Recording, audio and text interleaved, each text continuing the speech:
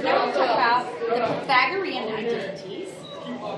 The Pythagorean identities all come from the relationship a squared plus b squared equals c squared, but in trig we use x squared plus y squared equals r squared. Alright, so our first identity comes from dividing by r. So I'm going to divide by r squared actually. And that would make this xr squared plus y over r squared equals r squared over r squared is 1. Well, x over r is cosine, y over r is sine, and 1 is 1. So that's your first Pythagorean identity, cosine squared plus sine squared equals 1, or sine squared plus cosine squared equals 1. You will see it a lot. I should have thetas in there, but I don't.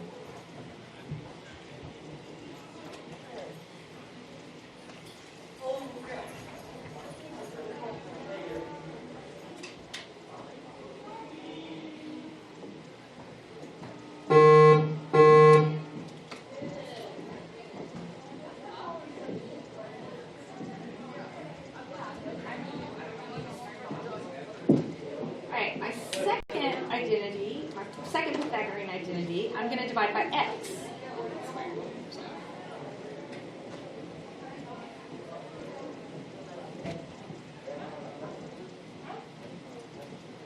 So when I do that, I get 1 plus y over x squared equals r over x squared.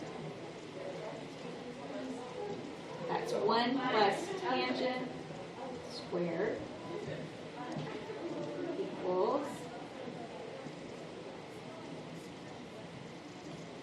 you guys remember what this one is? What's r over x? Secant.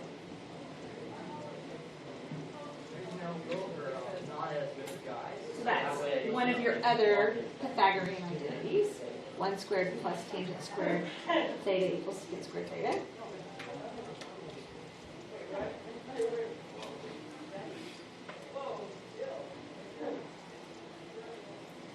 And the last one comes from dividing by r squared. I mean y squared. I already did r squared.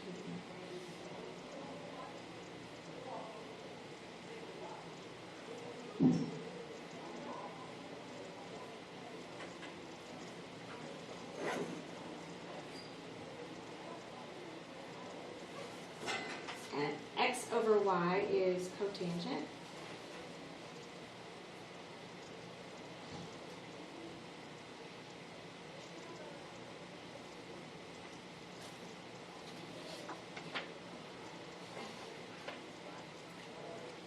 All right, so those are your 3 Pythagorean identities.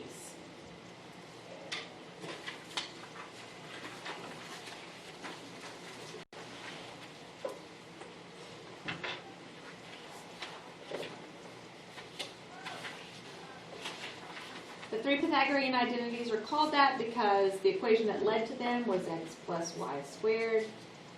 X squared plus y squared is just r squared. It comes from the Pythagorean theorem.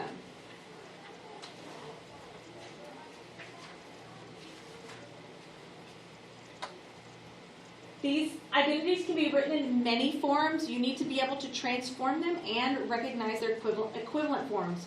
For example,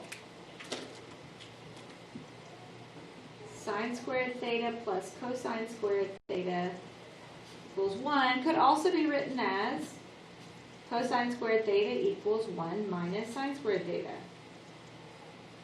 Do the same thing. I just subtracted sine theta, moved it to the other side. So it's the exact same identity. You need to recognize them written all different ways. Okay, so far we've talked about reciprocal identities.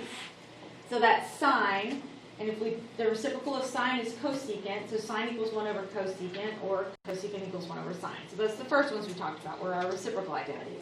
Now we've talked about our Pythagorean identities, and there's 3 of them. Then there are quotient identities. So consider the quotient of sine theta and cosine theta. For cosine theta not equal to 0. So if we consider that, let's see, sine theta, quotient being division, right? Sine theta over cosine theta. Well, sine, remember, is y over r, and cosine is x over r. So that would be saying y over r divided by x over r, which I'm going to write it out so it's not a compound fraction. Y over r divided by x over r. So we could keep y over r, switch division to multiplication, and flip over. So now I have y over r times r over x, and my r's would cancel, and I end up with y over x. So sine over cosine is the same thing as tangent. So that's one of your quotient identities. Similarly to that, cosine theta over sine theta is cotangent. Those are your quotient identities.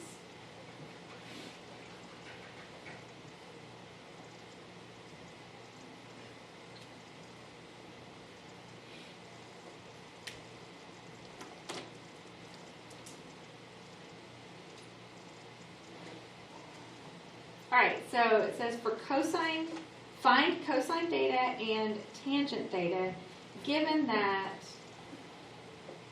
sine theta equals negative square root 3 over 4, and cosine is greater than 0. All right, so the first thing I'm going to do is figure out what quadrant I'm in. So sine is negative, so I'm not in quadrant 1 or 2, and cosine is positive, so where do I have to be? 4. Quadrant 4.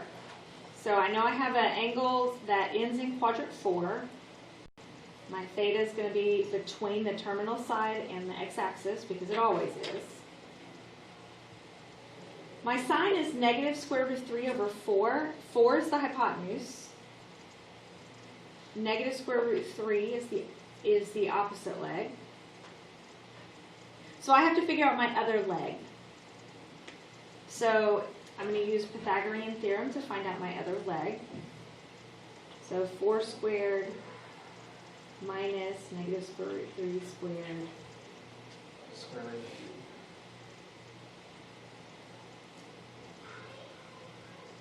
How'd you get that? Equals 15 minus 3. So I get square root 13.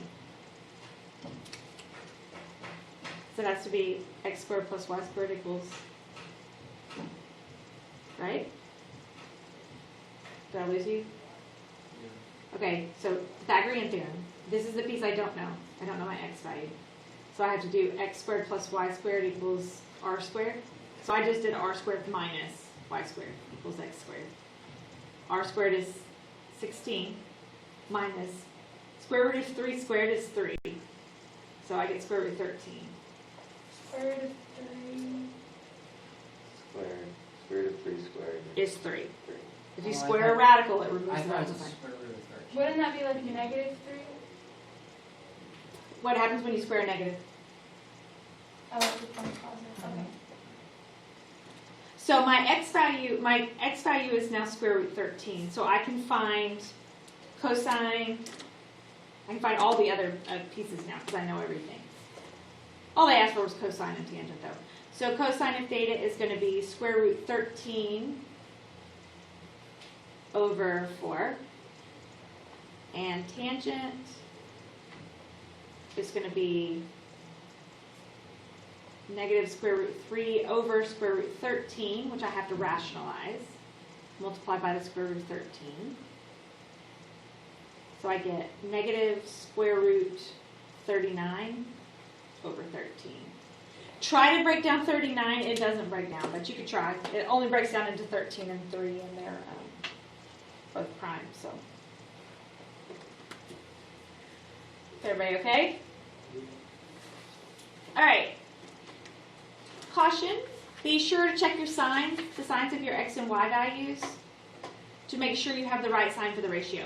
But also, you do need to check your signs. Like on this one, when I did sine of theta, and it was negative square root 3 over 4, the bottom piece of sine is always the hypotenuse, and that's always positive. So I knew that this negative had to go with the top piece, with the square root 3. But if it was tangent and it was negative, that's opposite over adjacent. So either one of them could be negative. You have to make sure that you know which one the negative goes with, and that depends on what quadrant you're in. If you're in quadrant 2, then the x value is negative and the y value is positive. If you're in quadrant 4, the y value is negative and the x value is positive. So just make sure you're checking to make sure you have your negative sign at the right thing. Real quick, Ms. Bennett, what was the first point on 17? Pythagorean identities. All right. Find cotangent and I didn't. Oh. Find cotangent and cosecant given that sine of theta equals negative 3/5.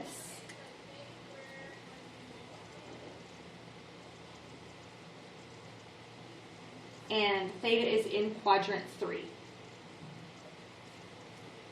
All right, so you try it. I'll give you a minute.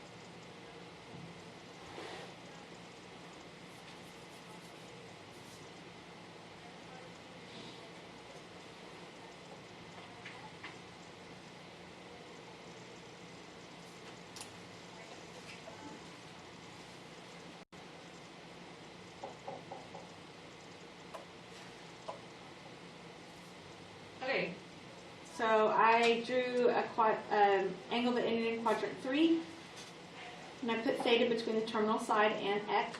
My sine was negative 3 over 5, so the opposite piece is negative 3, hypotenuse is 5. That makes it a 3, 4, 5 again, but because it's in quadrant 4, it has to be in negative 4. So negative 3, negative 4, and 5. And then the only two ratios it asked for were cotangent, which is adjacent over opposite, so it's 4 over 3, and the two negatives cancel out, making that positive. Cosecant is just sine flipped over, so I could have gotten that one without even drawing the triangle. And it's negative 5/3. Everybody okay? Questions on anything? Questions on any of the homework that you've already started? No? All right. I will open this one up also.